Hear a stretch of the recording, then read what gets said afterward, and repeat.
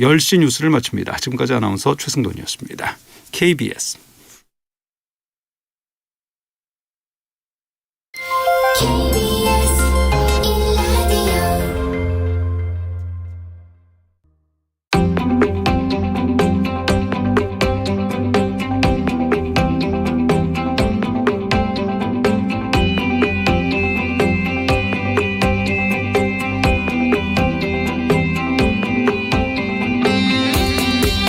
김성환의 시사야.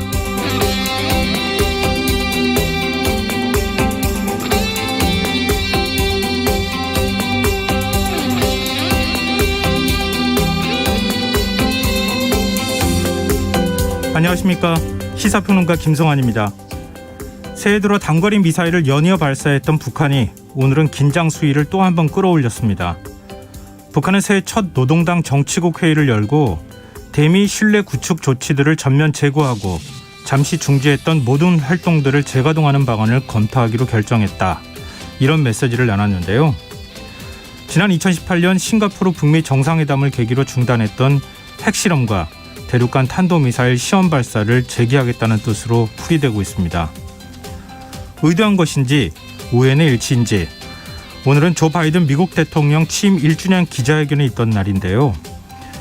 111분간 진행된 회견에서 북한에 대한 언급은 단 한 번도 나오지 않았지만 바이든 대통령의 대북 정책이 시험대에 올랐다는 분석이 나오고 있습니다. 북한이 중단했던 활동을 재개할 수 있다는 취지의 입장을 내면서도 검토라는 표현을 사용했다는 점에서 미국의 태도에 따라 앞으로의 상황이 달라질 수 있다. 이런 기대 섞인 관측이 나오고 있기도 한데요. 이런 상황 어떻게 봐야 할까요? 문재인 대통령은 오늘 현 상황을 봤을 때 한반도 평화 구축은 쉽지 않다. 이런 입장을 내비치기도 했는데요. 대선을 앞둔 지금 혹시 우리가 놓치고 있는 건 없는 걸까요? 대선이 48일 앞으로 다가왔지만 각종 의혹과 공방으로 가초분 정국이란 말이 나오는 웃지 못할 상황이 펼쳐지고 있는데요.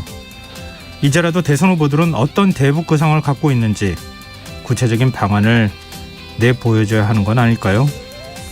자세한 정치권 움직임 잠시 후 뉴스에서 자세히 살펴보겠습니다. 국민의당 안철수 후보가 외연 확장 작업에 총력을 기울이고 있습니다. 안 후보는 단일화 없이 대선을 완주하겠다는 의지를 거듭 밝히고 있는데요. 더 깊이 있게 들여다보는 인터뷰 시간에서는 안 후보 지지 선언을 한 원로 인사죠.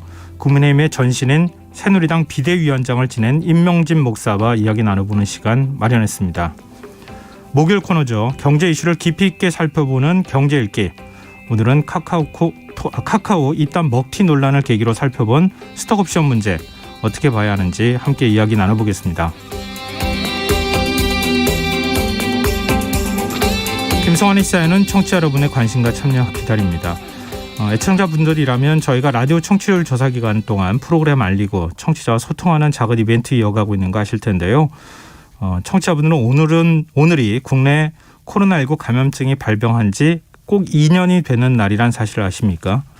오늘은 지난 2년 동안 여러분의 생활은 어떻게 달라졌는지 또 코로나 사태가 종식되면 제일 먼저 하고 싶은 일은 무엇인지 문자 받아보려고 합니다. 오늘도 10분 추첨해서 커피와 케이크를 드실 수 있는 모바일 쿠폰 보내드릴 텐데요. 참여하실 번호는 샵 9730이고요. 짧은 문자는 50원, 긴 문자는 100원의 이용료가 부과됩니다. 콩 게시판을 통해서도 무료로 참여하실 수 있고요. 콩 어플리케이션과 KBS 1라디오 유튜브 채널을 통해서도 저희 방송을 실시간으로 시청, 참여하실 수 있습니다. KBS 1라디오 김성환의 시사야. 그럼 지금 시작하겠습니다.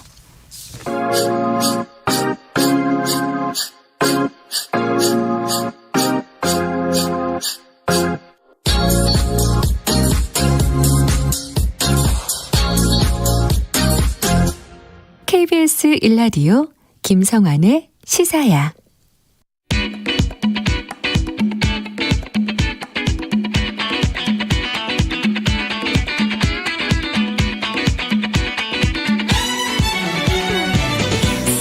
오늘 놓쳤던 뉴스 꼼꼼히 정리해드리는 뉴스야 시간입니다.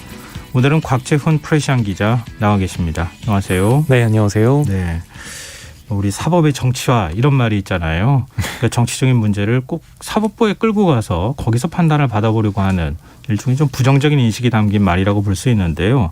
요즘 잇따라 가처분 신청을 지금 법원에 내고 있는데 법원이 내일 또 국민의힘 윤석열 후보 배우자 김건희 씨 이른바 7시간 통화 공개 여부를 판단할 예정이라고요. 네, 요거는 지금 그 MBC 시사 프로그램 스트레이트, 그 다음에 그 인터넷 신문 겸 이제 유튜브 채널인 서울의 소리 요 두 군데를 상대로 김건희 씨 측, 국민의힘 측에서 낸 가처분 신청인데요. 네. 관련해서 좀 먼저 이 소식을 전해드려야 될 것 같은데, MBC 시사 프로그램 스트레이트가 오는 23일 방송에서 이 윤석열 대선 후보 배우자 김건희 씨 통화 녹음 파일 후속 보도를 하지 않기로 했습니다. 원래 하겠다고 예고를 했었는데 하지 않겠다 이렇게 밝혔다는 거죠. 네, 그러니까 지난주 일요일에 방송을 했고 예. 이번 주 일요일에 이어서 2회차를 방송하기로 했는데 요거를 네. 하지 않겠다라고 오늘 홈페이지 공지를 통해서 밝혔는데요. 이 프로그램은 김건희 씨 녹취록 관련 내용을 방송한 뒤 사회적 파장이 컸던 만큼 후속 취재를 진행해 왔다면서, 그러나 취재 소요 시간, 방송 분량 등 여러 조건을 검토한 결과 23일은 관련 내용을 방송하지 않기로 했다고 밝혔습니다.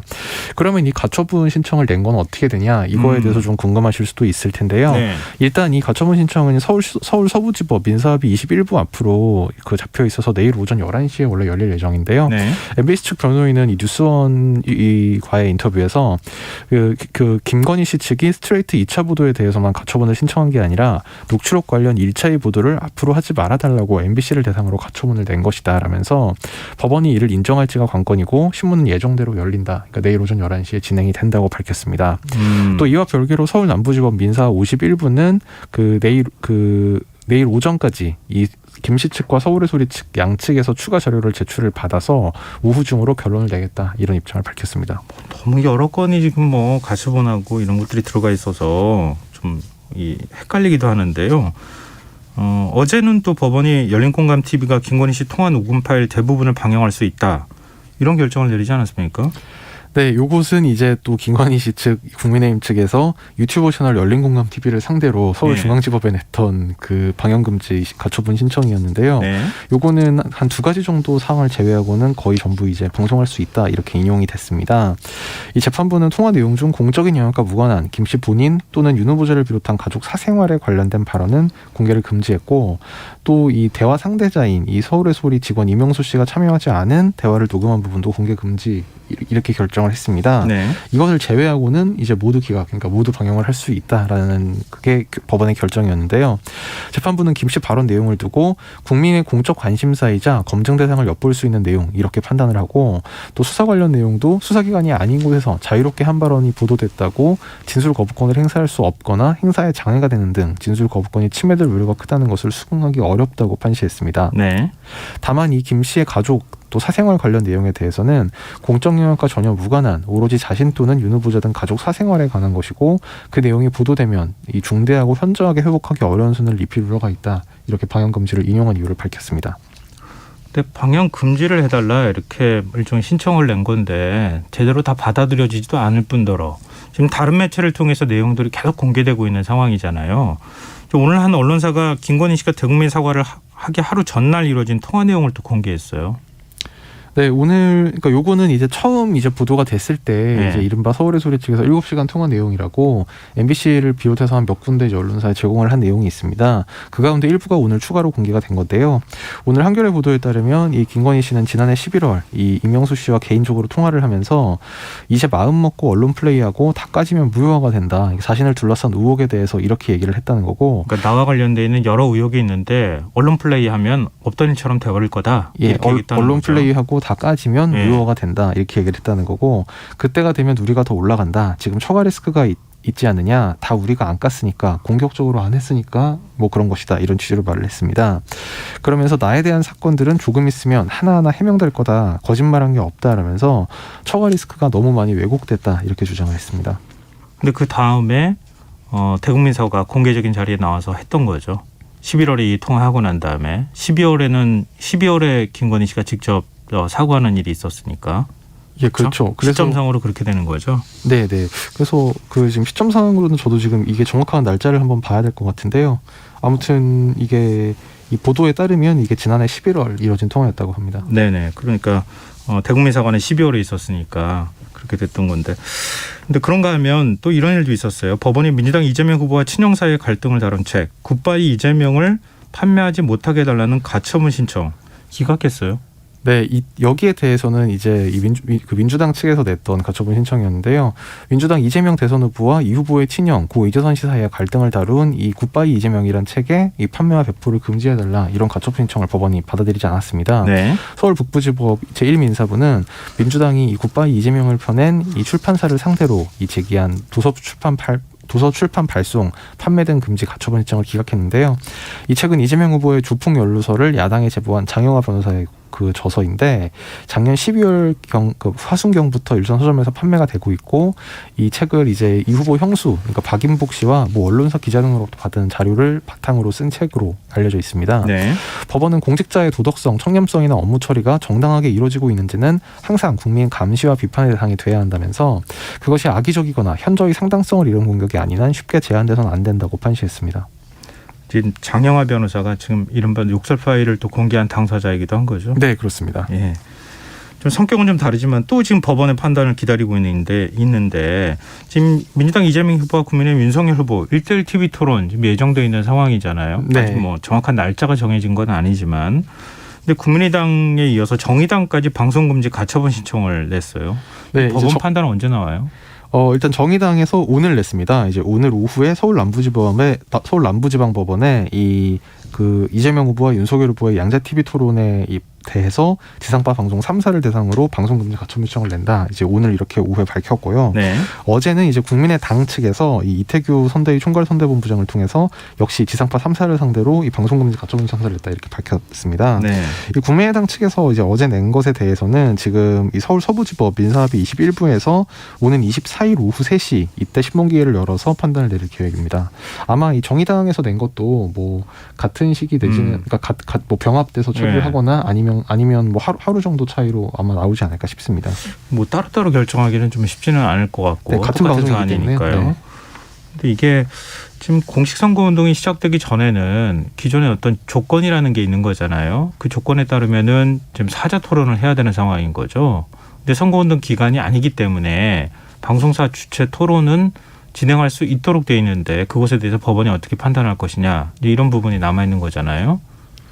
네, 그렇죠. 이제 뭐 물론 선거법상으로 따지면 이게 어떤 언론사나 단체에서 이제 각자 후보자를 초청해서 할 수 네. 있고 뭐 한 명만 초청하거나 뭐 그중 일부만 초청하거나 이렇게 할 수가 돼 있긴 한데 그건 뭐 자율적으로 합의를 하면 할 수 있도록 돼 있는 언론사가 아닌 거잖아요. 단체의 경우에는 이제 형평성을 고려해서 한 명만 계속 부르는 건 이렇게 하는 건 안 되고 형평성 있게 불러야 된다 이런 규정이 있긴 한데 네. 지금 이거 같은 경우에는 일단 주체가 방송사이기 때문에 네. 아마 어느 정도 자율에 맡길 수 있지 않느냐라는 게 아마 법 쪽에서는 대체적으로 그렇게 보는 것 같은데 다만 이제 정의당이나 국민의당 같은 경우에는 이게 실질적으로 국민의 알 권리 그다음에 뭐 선택권을 좀 침해할 수 있다 아마 이런 주장인 것 같습니다. 네, 알겠습니다. 좀 화제를 바꿔보죠. 국민의힘 윤석열 후보와 홍준표 의원 뭐 이제 당내 경선 기간 동안에 같이 경쟁자이기도 했었죠. 어제 비공개 만찬을 했어요. 근데 이때 나온 발언이 지금 논란이 되고 있네요. 네, 어제 만찬을 통해서 이제 윤석열 후보와 홍준표 의원이 결국 이제 원팀을 이루는 것이냐 이런 관측이 나왔는데 네. 하루 만에 다시 흐지부지 되는 분위기입니다. 일단 원팀이 되는 것처럼 보였잖아요. 네. 어제까지만 해도. 그러니까 어제 만찬을 일단 했다는 것 자체가 이제 네. 왜냐하면 홍 의원 측에서 지금까지 윤 후보가 만나자고 해도 응하지 않아 왔는데 네. 일단 만남 자체가 성사가 됐고 그리고 이제 특히 이 만찬 회동 후에 이 홍 의원이 자신의 이제 지지자들이 주로 활동하는 웹사이트에 어떤 글을 올렸냐면 네. 두 가지 요청을 했다. 첫째, 국정 운영 능력을 담보할 만한 조치를 취해 국민 불안을 해소해줬으면 좋겠다.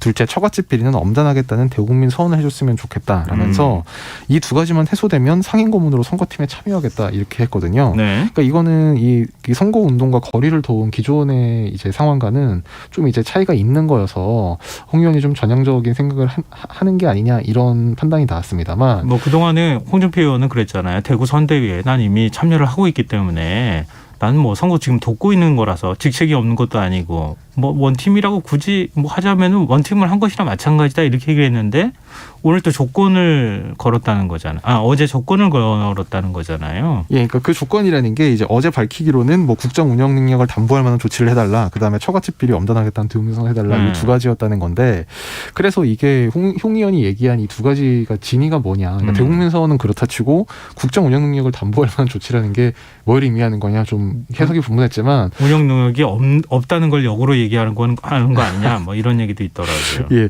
아무튼 뭐 그래서 이제 이제 그 해석의 차이는 좀 있었습니다만 이게 시간 문제일 뿐 결국 합류는 하는 건 기정사실이 아니냐 이런 해석이 오늘 아침까지만 해도 나왔습니다만 네. 이걸 뒤집은 게 아침에 이제 권영세 국민의힘 선대본부장이 돌연 이제 홍 의원을 겨냥해서 아주 날선 말을 했습니다. 네. 그러니까 지금은 매우 중요한 시기라면서 당의 지도자급 인사라면 이 절체절명의 시기에 마땅히 지도자로서 걸맞는 행동을 해야 하고 그렇지 못한 채 구태를 보인다면 지도자 자격은커녕 당원 자격도 인정받지 못할 것이다. 이런 얘기를 한 건데요. 네.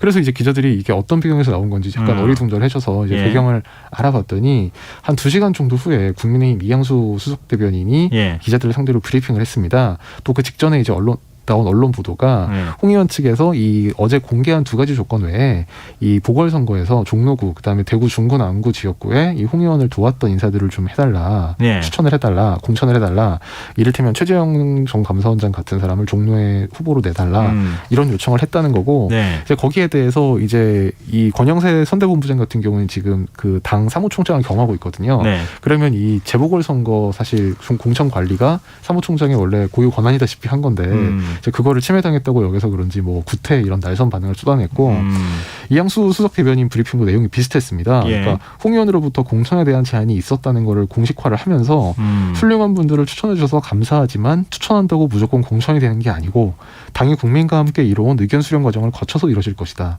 그러니까 사실상 홍 의원이 공천을 해달라는 대로 할 수 없다라고 이제 잘라서 거절을 한 겁니다. 네.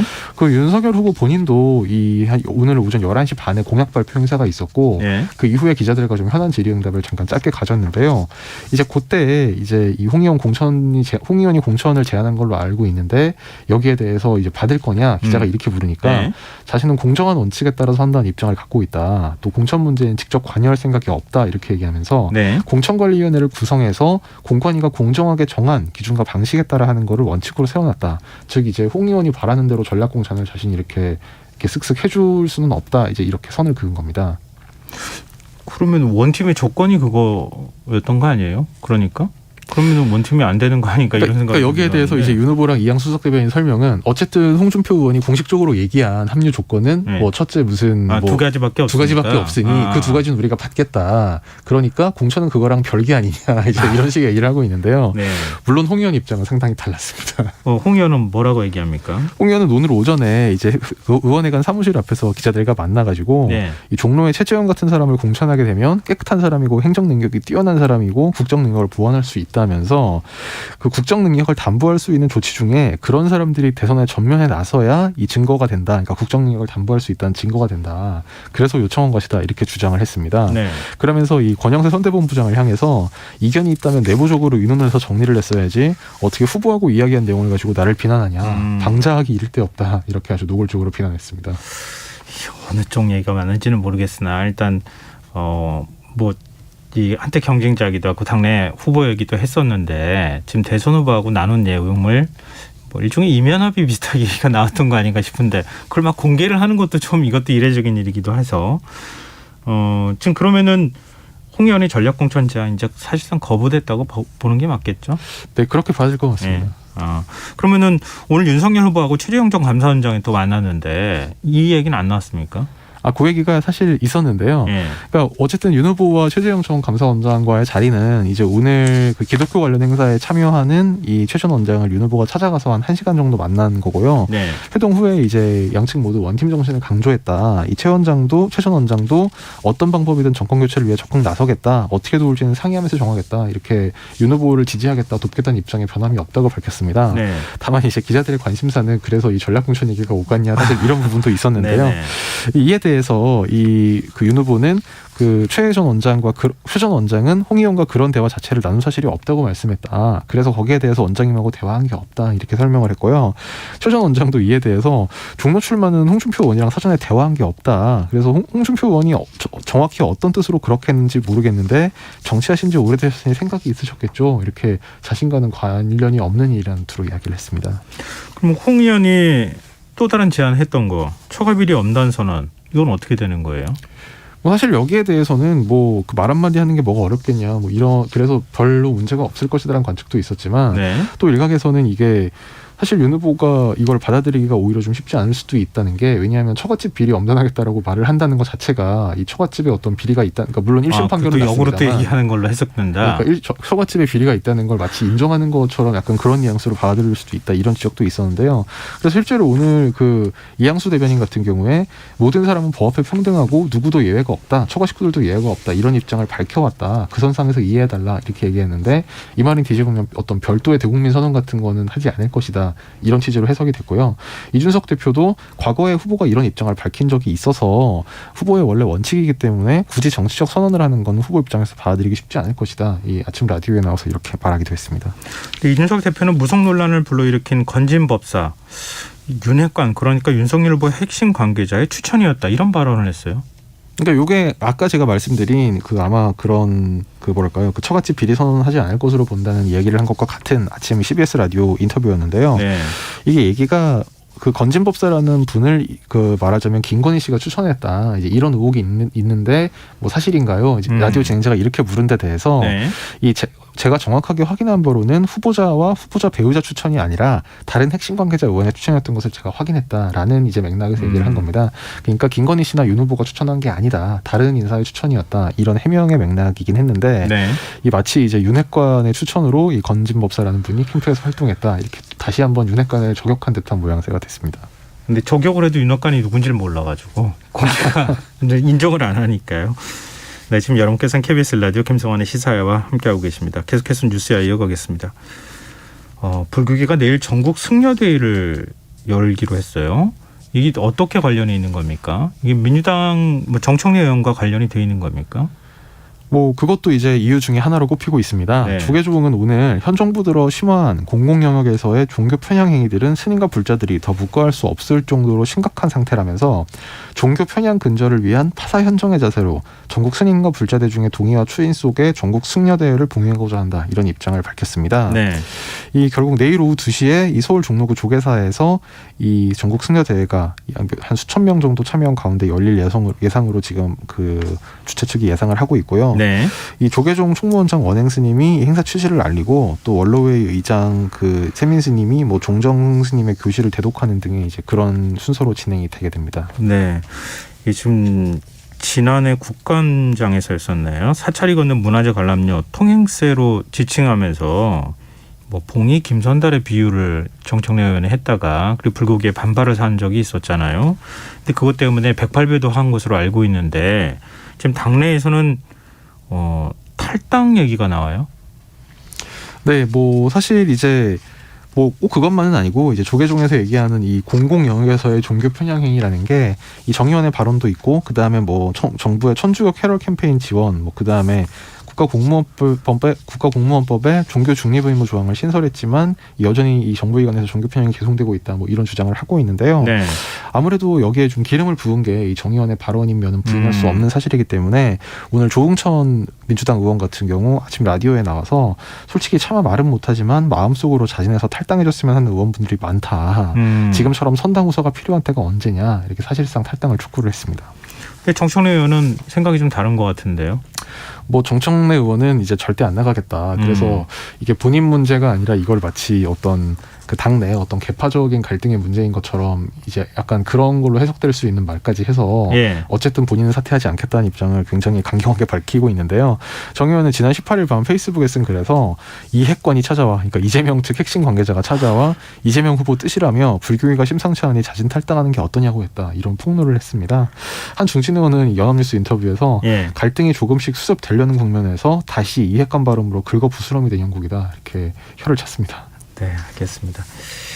자, 제3지대 후보 움직임도 살펴보죠. 국민의당 안철수 후보 대통령 임기 중 중간 평가를 실시하겠다 이런 입장을 밝혔어요. 이게 안철수 후보가 작년 11월 이 대선 출마 선언을 국회에서 했을 때 밝힌 내용을 오늘 다시 한번 되풀이한 건데요. 네. 이 대통령 임기 중간에 평가를 실시해서 그러니까 임기 중반에 여야가 합의하는 조사 방법으로 국민 신뢰 50% 이상 받지 못하면 깨끗하게 물러나겠다. 그러면서 다른 모든 후보들도 중간 평가 약속을 권고한다. 이렇게 주장했습니다. 정의당 심상정 후보는 청와대 수석 제도를 폐지하겠다고 했다면서요? 네, 이건 이제 이른바 대통령의 권한이 너무 지나치게 비대하다 그런 문제의식인데요. 심 후보는 그림자 내각의 형태를 띠고 있는 청와대의 각 수석 제도는 즉각 폐지하겠다면서 이 청와대 정부가 아니라 내각과 함께 일하는 대통령이 되겠다. 내각 위에 군림하는 청와대 비서실을 실무형 스텝 조직으로 축소 개편하겠다. 이런 뜻을 밝혔습니다. 또 헌법상 총리 권한인 국무위원 제청권을 실질 보장하고 일상적 행정 업무는 총리가 지휘하는 국무회의에서 담당하게 하겠다고 약속했습니다. 네, 알겠습니다. 그리고 저희가 청취율 조사 기간을 맞아서 청취자분들께 국내 지금 코로나19 감염증 발병 2주년을 맞아서 지난 2년 동안 어떻게 생활이 달라졌는지, 코로나 사태가 종식되면 제일 먼저 하고 싶은 일이 무엇인지 지금 문자 받고 있는 중인데요. 9839님, 코로나19 이후 부모님도 가게를 접으시고 우리 부부도 3년간 운영한 가게를 정리했어요. 지금은 직장 다니고 대리운전하면서 생계를 이어나가고 있는데요. 코로나가 끝난다면 새로운 업종으로 가게를 다시 열고 싶어요. 밤에도 활기찼던 거리들이 그립네요. 이렇게 좀 아픈 사연들을 저희한테 알려주셨고요. 2340님, 코로나에 대한 두려움이 한창이던 2020년 2월에 결혼했습니다. 두려움에 신혼여행도 가지 못하고 계약금도 환불받지 못했습니다. 그렇게 2년이 흘렀는데 기회되면 신랑과 신혼여행을 가고 싶어요. 라는 사연을 보내주시기도 하셨습니다. 계속해서 문자 많이 보내주십시오. 저희가 좀 이따 다시 또 소개해드리도록 하겠습니다. 네, 오늘 뉴스야 여기까지 하겠습니다. 지금까지 곽재훈 프레시안 기자였습니다. 고맙습니다. 감사합니다.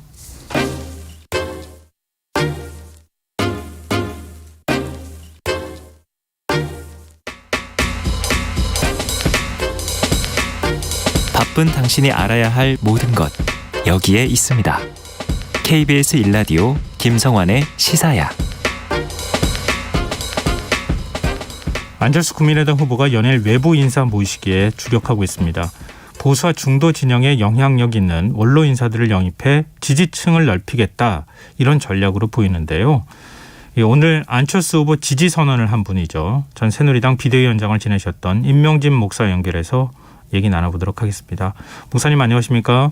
네, 안녕하십니까? 네, 그냥 단도직입적으로 여쭤보고 싶은데요. 네. 전 새누리당 비대위원장 지내셨잖아요. 그렇습니다. 그러면 국민의힘 쪽하고 가깝다고 보통은 생각하는데 네. 국민의힘 윤석열 후보가 아닌 안철수 후보를 지지한 이유가 있으십니까? 네. 저는 한평생 살아오면서 무엇가 나라를 위한 것인가, 또 우리 사회를 위해서 이바지할 수 있는 일인가 하는 것을 기준으로 해서 살아오려고 애를 썼습니다. 네.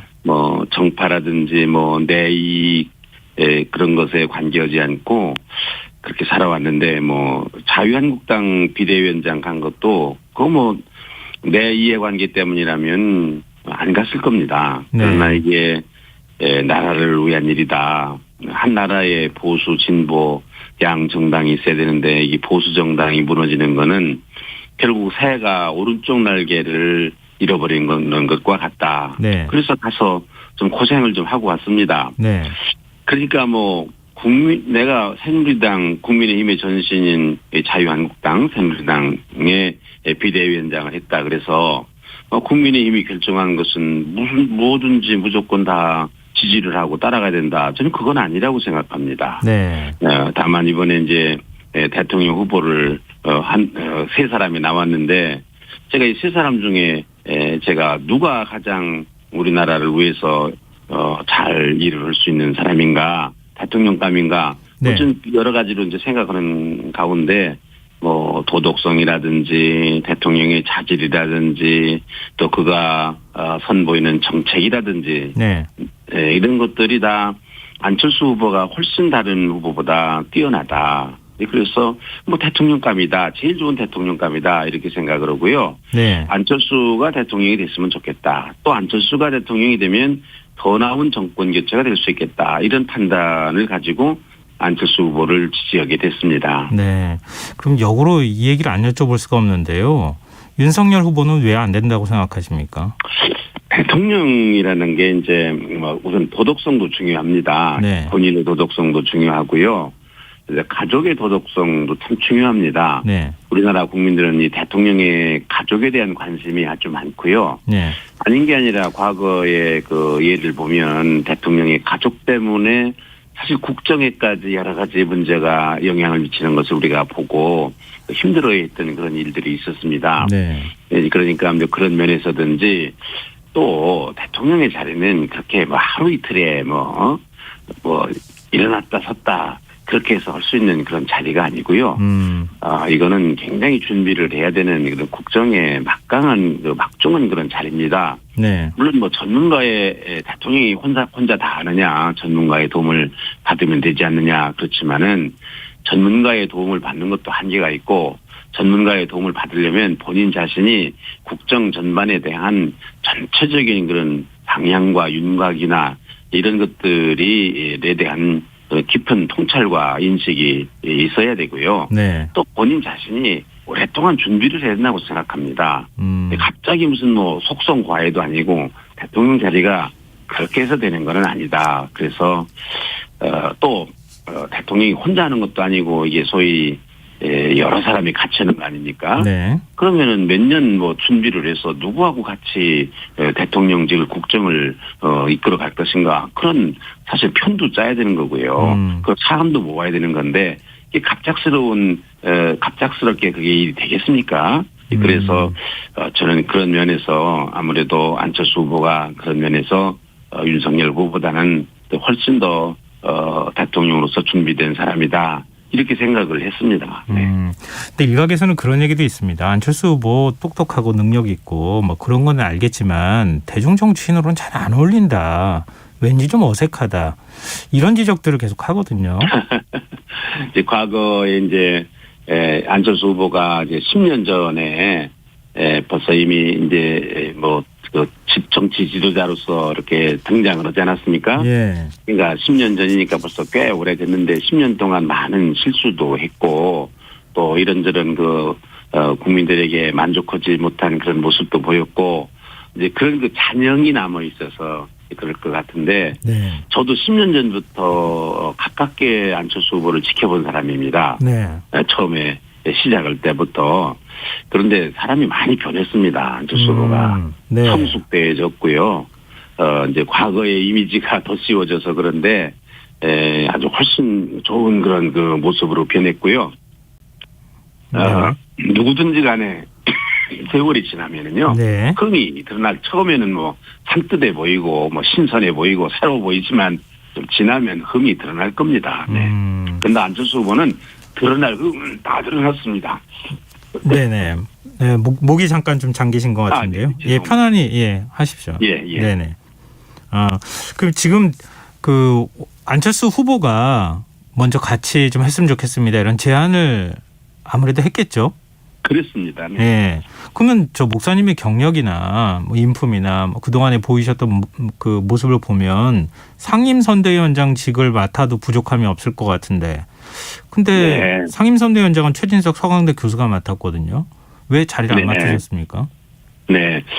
저는 본래가 종교인 아닙니까? 네. 저는 뭐 구의원 선거도 치러본 적이 없는 사람입니다. 사실은 옛날에 자유한국당의 비상대책위원장으로 있었을 때도 네.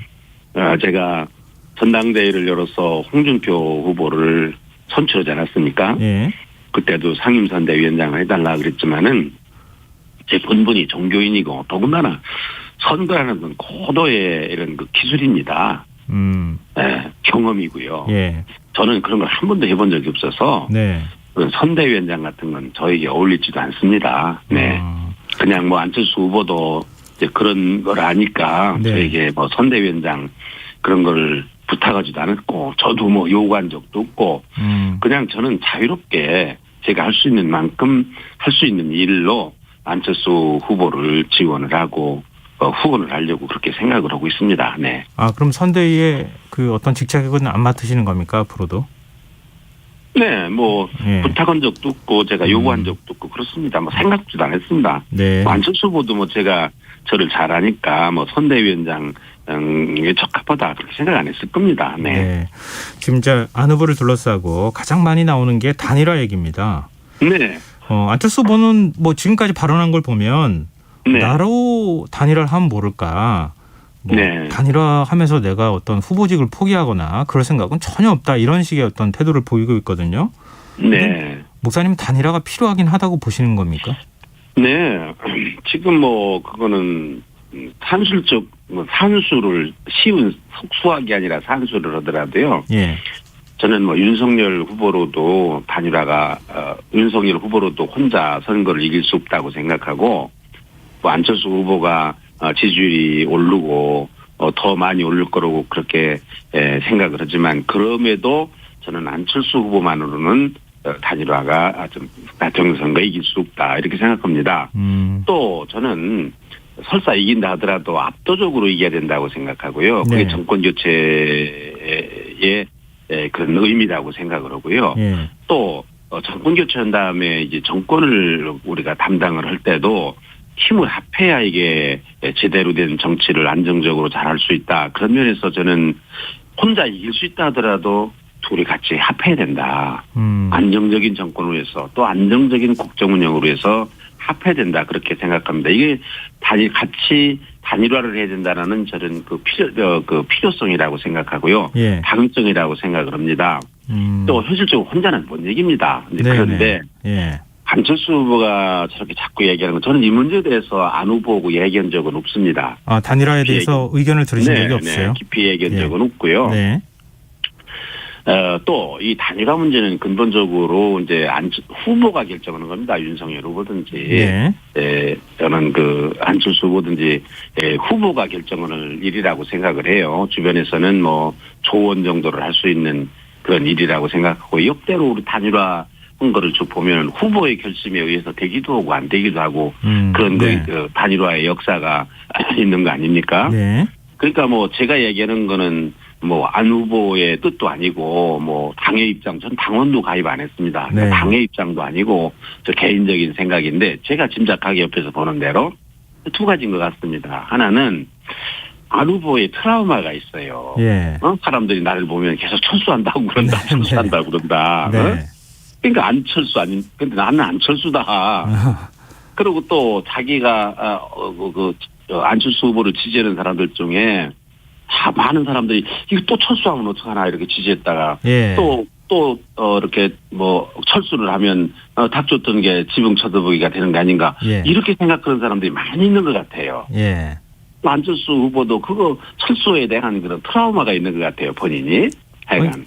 그럼 목사님 그러면은요. 네. 단일화한다고 하는 방식이 그동안에도 단일화 협상을 하고 뭐 여론조사 경쟁력 적합도 이런 걸 조사도 해서 단일화를 못 하기도 단일 후보가 되지도 못하고 그랬던 적이 있었잖아요. 네. 윤석열 후보가 후보직을 포기하는 것 외에는 방법이 없는 겁니까? 아니죠. 뭐 여러 가지 방법이 있겠죠. 그거는 이제 어떻든지 간에 또 하나 제가 말씀드리는 거는 이 윤석열 후보가 어떻든 그 경쟁력에 있어서는 안철수 후보가 이재명 후보의 윤석열 후보보다 훨씬 앞서지 않습니까? 네. 예. 지지도 면에 있어서는 뭐 3자 구도에 있어서는 윤석열 후보가 물론 앞서는 거고요. 네, 여론조사 결과로는 그렇죠. 그렇죠. 네. 여론조사 결과를 보면 대개 뭐 그런 것 같습니다. 예. 그러니까 안철수 후보의 생각으로는 뭐 제가 속을 들여다보진 않았지만은 아니 이재명 후보하고 결국은 경쟁을 해야 되는 거 둘 중에 하나 경쟁을 해야 되는 건데 내가 후보가 돼야 경쟁력이 더 높지 않느냐 뭐 네. 이런 생각을 할 수도 있는 거고요. 예. 그렇게 어떻게 3자 구도를 가지고 그런 여론조사 가지고 그 뉘앙스가 자꾸 단일화하면 안철수는 뭐 철수해야 된다 이렇게 생각을 하는데 네. 그게 무슨 얘기냐? 왜 나로 단일화를 왜 못하느냐? 예. 그래서 본인 자신이 뭐 저기 안일화다 뭐 이런 얘기도 하지 않았습니까? 네네. 또 이제 저는 이렇게 생각해요. 뭐 그게 옳은 말이고 아니 후보 대통령감 또 경쟁력이 있는 사람이 무로 단일화를 해야 이게 맞는 거지. 무슨 3자 구도에서 뭐 지지율이 높은 사람으로 꼭 단일화된다. 그건 조금 그거는 좀 어거지라고 생각을 저는 합니다. 어떻든지 간에 네. 또 하나는 단일화라는 건요. 이게 꼭 뭐 지지율이 떨어지는 사람이 양보를 해야 되는 게 아니라 오히려 지지를 많이 받는 힘이 센 사람이 단일화를 해야 이게 양보를 해야 아름다운 겁니다. 네, 진짜 네. 단일화 아닙니까? 네. 안철수 후보는 옛날에 박원순 후보와 단일화를 할 때 박원순은 5%밖에 안 나왔고 안철수 50% 나왔는데도 양보했거든요. 예, 예. 네? 그러니까 안철수 후보는 내가 경쟁력도 있는 사람인데 왜 나한테 양보 못하느냐 또 그런 생각도 있는 것 같아요. 네, 또 하나는 저는 이게 정말로 단일화를 하려고 그러면 지지율에서 3자 구도에서 앞서 있는 또 큰 정당 제1야당의 대표인 후보인 윤석열 후보가 단일화를 하자 우리 같이 가자 예, 이렇게 하는 게 맞는 거지. 마치 이제 안철수 후보가 먼저 단일화하자 그 얘기를 하면 뭐 약점이나 있어서 부족해서 자기가 매달리는 것 같은 그런 느낌. 알겠습니다. 그러면은 아무것도 얻지 못하는 거 아니냐. 그냥 휩쓸려 가는 거 아니냐.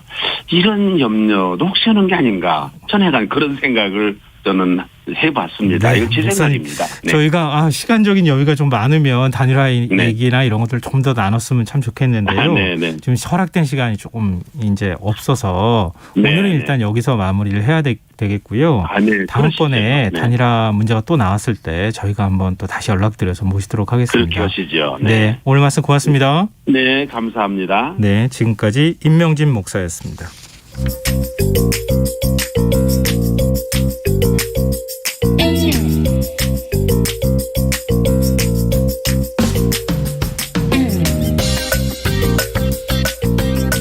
복잡한 정책부터 실물 경제와 투자까지 눈여겨봐야 할 경제 이슈를 깊이 있게 살펴보는 시간입니다. 경제 읽기 김치형 경제 전문 기자 전화로 만나보겠습니다. 안녕하세요. 네, 안녕하세요. 네, 오늘은 어떤 얘기를 해주실 건가요? 오늘은 스톡옵션 얘기를 좀 해드릴까 합니다. 카카오 계열사 임원들이 대규모로 스톡옵션을 행사하면서 이른바 약간 먹튀 논란이 지금 일고 있거든요. 네. 이걸 우리가 어떻게 바라보는 게 맞는지, 그리고 또 스톡옵션에 대해서 또 오해들이 좀 있습니다. 그래서 이 스톡옵션 제도에 대한 설명도 오늘 좀 자세히 해드릴까 합니다. 근데 처음 알려주기로는 카카오페이 유영진 대표만 그랬던 것으로 알고 있었는데 알고 네네. 봤더니 임원 8명도 지금 스톡옵션을 행사를 했더라고요. 네, 그렇습니다. 이것 때문에 주가가 많이 떨어졌고요. 네네. 당초에 이제 류영진 대표하고 카카오페이 8명의 경영진이 모두 44만 주의 스톡옵션을 행사하고 그리고 이 44만 주를 며칠 뒤에 바로 매각을 했다. 이게 좀 알려졌죠. 네. 주당 20만 원 조금 넘는 가격에 팔았으니까 이걸 돈으로 계산하면 약 880억 원이나 됩니다. 이 중 절반 이상인 23만 주가 바로 류영진 대표 거였고요. 예. 류 대표가 판 것만 420억 원어치 정도가 됩니다. 주가는 이들이 주식을 판 시점을 시작으로 또 때마침 내리기 시작했고요. 그러다 보니까 말 그대로 꼭지에 이들이 팔았다 이런 얘기가 또 나오고 있습니다. 당장 주주들이 내부 정보를 뻔히 알고 있는 대표이사와 임원들이 주가가 꼭지에 오른 걸 미리 알고 주식을 팔았다. 이런 의심을 지금 하고 있는 상황이고요. 예. 더구나 카카오페이는 지난해 11월 3일에 상장을 했거든요. 네. 이들 임원진이 주식을 판 건 12월 1일입니다. 시장에서 막 상장해서 회사의 장밋빛 전망을 얘기하고 있는데 한두 명도 아니고 대표이사를 포함해서 8명이나 되는 임원들이 우르르 주식을 팔았다고 하니 주주들이 불법은 아니라고 하지만 이래도 되는 거냐 이런 감정들 일종의 분함을 느끼고 있다 이렇게 보시면 될 것 같습니다. 상장 직후에 주가가 많이 오르길 주주들은 기대했을 텐데 오히려 스톡옵션 행사로 주가가 몇십 % 빠졌다 이런 얘기가 나오니까 아무래도 주주 네. 입장에선 서운하기도 하고 화가 나기도 하고 그럴 것 같은데요. 근데 네네. 이번 사건이 불거진 이후에 카카오 김범수 의장이 상장 후 2년간 임직원이 주식 매도를 못하게 하겠다 이런 내용의 대책을 내놨는데 그런데 카카오뱅크 대표가 스톡옵션을 또 행사했다는 얘기가 나왔어요. 네, 맞습니다. 김범수 의장이 내부 지침을 만들어서 말씀해 주신 대로 그런 내용을 시행하겠다 이렇게 밝혔죠. 다만 이번 카카오뱅크의 이제 윤호영 대표의 스톡옵션 행사는 매각 시점이 지난해에 있었던 일입니다. 지난해 연말쯤에 있었던 일이거든요. 네. 그래서 이번 지침 발표 이전에 했던 거라 해당이 없었던 것이죠. 예. 윤호영 대표는 지난 4분기에 자신이 보유한 스톡옵션 52만 주 중에 일부를 차액 보상형으로 행사했다 이렇게 지금 알려지고 있거든요. 네. 일반적인 스톡옵션이 주식을 받고 이걸 시장에서 팔아서 차익으로 돈을 버는 것과는 달리 이 차익보상형은 이걸 했다라고 치고 돈으로 바로 받는 거거든요. 그래서 특별히 회사가 이걸 뭐 주식을 샀다 팔았다 이걸 공시하지 않아도 되다 보니까 윤 대표가 지난해 4분기에 주식을 판 거 이게 사실은 알려지지 않았던 게 이번에 알려진 것입니다. 사실 차익보상형 스톡옵션이 있다는 것도 저도 사실 몰랐던 건데요. 네네. 근데 스톡옵션 종류가 여러 가지가 있습니까? 스톡옵션은 크게 세 가지로 분류가 됩니다. 첫 번째가 이제 신주 교부형이라는 게 있고요. 네. 두 번째는 자기 주식 교부형이 있고, 그리고 이제 아까 그 윤 대표가 했다는 차익 보상형 이렇게 세 가지 정도로 나뉘는데요. 네. 일반적으로 우리가 아는 게 이제 신주 교부형입니다. 특정 가격에 주식을 살 수 있는 권리를 주는 것이고요. 네. 카카오페이 류영준 대표 사례로 설명을 드리면, 류 대표는 2019년도 8월에 71만 2천 주의 스톡옵션을 부여받았습니다. 이 스톡옵션에는 행사 가격은 5,000원이다 이렇게 붙어 있거든요. 네. 다시 말해서 부여받은 이후에 주가가 얼마가 됐든 간에 유 대표는 이 스톡옵션을 행사하면 회사 주식을 5,000원에 살 수 있는 거다 이렇게 이해하시면 됩니다. 네. 5,000원짜리 주식이 없는데 어디서 그럼 이 주식을 주냐 이렇게 물어보시면 회사가 새로 주식을 찍어서 발행을 해주는 겁니다. 네. 가끔 스톡옵션이 싼 주식을 공짜로 주는 걸로 오해하시는 분들이 좀 있는데요. 네. 싸게 돈 주고 권리를 행사한 사람이 사는 거다 이렇게 이해하시면 되고요. 그럼 이렇게 주식을 싸게 산 사람은 바로 팔 수도 있고 며칠이든 몇 달이든 또 몇 년이든 보유하고 있다가 자기가 팔고 싶을 때 팔아서 차익을 챙기면 됩니다. 이제 두 번째가 자기 주식형인데요. 네. 이 자기 주식형은 회사가 보통 자기 회사 주식을 보유하고 있는 걸 자사주라고 저희가 얘기를 합니다. 네. 어떤 사람이 이제 스톡옵션을 행사할 때 신주를 발행하지 않고 이 회사가 보유한 자기 주식, 그러니까 자사주를 회사가 바로 내주는 방식이 바로 자기 주식 교부형입니다. 이 역시 스톡옵션 행사로 스톡옵션을 행사한 사람에게 회사가 이걸 파는 거라고 보면 되는데요. 네. 설령 회사가 자기 주식을 살 때 이 스톡옵션 행상가보다 비싸게 샀더라도 그냥 손해를 보고 당초 부여할 때 정한 가격으로 내주는 겁니다. 그리고 마지막이 이제 카카오뱅크 윤호영 대표가 행사했다는 차익보상형 스톡옵션인데요. 네. 이건 조금 더 간단합니다. 스톡옵션 나 행사하려고 해라고 회사한테 이제 얘기를 하게 되면 회사가 이걸 주식으로 받았다고 치고 오늘 바로 시장에다 내다 팔면 이 정도 차익으로 돈을 벌겠다라는 계산이 나오잖아요. 네. 그러면 그 계산된 금액을 그냥 회사 돈으로 바로 내주는 방식입니다. 그래서 앞서 두 가지는 스톡옵션을 행사한 사람이 주식을 받아서 이걸 시장에서 내다 팔아서 차익을 챙기지만 차익보상형은 그 불편함까지 회사가 다 해주는 거라고 보면 되겠습니다. 그럼 어찌 보면 주주들 입장에서는 신주교부형이 좀 안 좋다 이렇게 생각될 수도 있겠네요. 주식을 추가로 발행하는 형태가 되는 거니까. 이게 약간 뭐 장단이 서로 좀 달라서 네. 뭐가 좋다 뭐가 나쁘다 얘기하기는 조금 곤란한 면도 있긴 합니다. 네. 뭐 전 주식 숫자가 늘어나니까 아무래도 물타기가 될까봐 그래서 여쭤본 건데요. 근데 이게 스톡옵션은 계약할 때 미리 다 정하는 거죠? 가격이나 아니면은 행사할 수 있는 뭐 주식의 수라든가 이런 것들을? 가격은 처음에 이제 계약을 할 때 다 정해지고요. 네. 이 행사의 방법은 정하는 경우도 있고 이게 이제 사실은 사적인 계약이거든요. 그러니까 회사와 특정인이 하는 어떤 성과에 대한 보상 계약이다 보니까 정하기 나름입니다. 그래서 처음부터 난 차익 보상형으로 받을 겁니다라고 요구해서 계약서에 넣을 수도 있고요. 그렇지 않을 수도 있습니다. 다만 이제 회사 입장에서 굳이 이걸 미리 정하려고 하지 않는 경우가 대부분입니다. 왜냐하면 그때그때 상황에 따라서 회사가 유리하게 선택을 하면 되는 것이거든요. 네. 그래서 실제 카카오뱅크도 사업보고서 등을 보면 임직원들에게 부여한 스톡옵션 내용이 쭉 나와 있는데 그 말미에 이 세 가지 중 회사가 정하는 방식으로 한다 이렇게 써놨습니다. 잘 생각해 보시면 왜 그런지 이해가 좀 가는데요. 네. 앞서 카카오뱅크 류영준 대표가 스톡옵션으로 400억 정도를 벌었다고 말씀을 드렸잖아요. 네.